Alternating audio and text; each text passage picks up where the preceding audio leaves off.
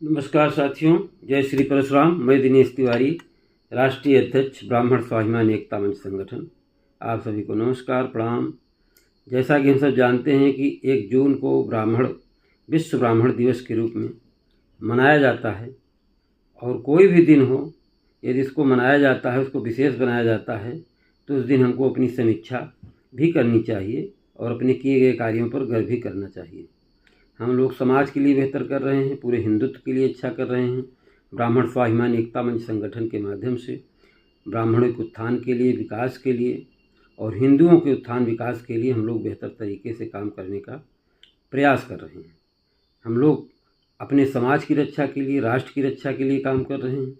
और आपने देखा है, जाना है, पढ़ा है कि ब्राह्मणों ने किसी भी काल में रहा हो, त्रेता, द्वापर, आज कलयुग तक समाज के लिए, हिंदुत्व के सनातन की रक्षा के लिए कार्य कर रहा है।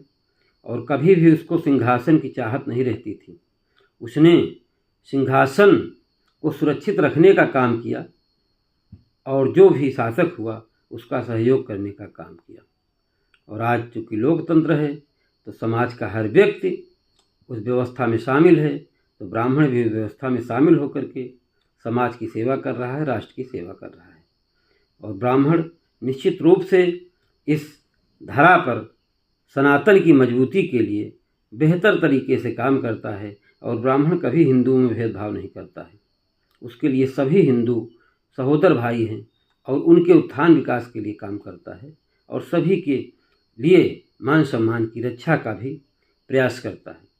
हम लोग राजनीतिक दृष्टि से भी देखते हैं कि कांग्रेस पार्टी ने किस प्रकार से हिंदुओं को उपेक्षित किया और उसका दुष्परिणाम ये हुआ कि आज बहुत समय बीत गया और उत्तर प्रदेश जैसे राज्य में वापसी नहीं हो पाई। इस प्रकार से ब्राह्मण भी जहाँ रहता है पूरे मन से रहता है, तन मन धन से रहता है, लेकिन अपने स्वाभिमान के लिए रहता है।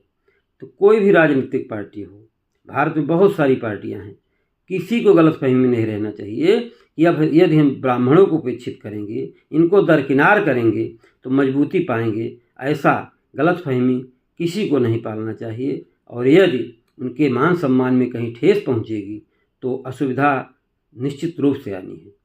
भारत का कोई भी राजनीतिक दल हो, वो ब्राह्मणों को यदि उपेक्षित कर रहा है, उनको अपमानित कर रहा है और उनके स्वाभिमान की रक्षा नहीं कर रहा है, उनको राजनीतिक भागीदारी नहीं दे रहा है, तो आप मान के चलिए कि आने वाला समय उसके लिए कठिन होगा।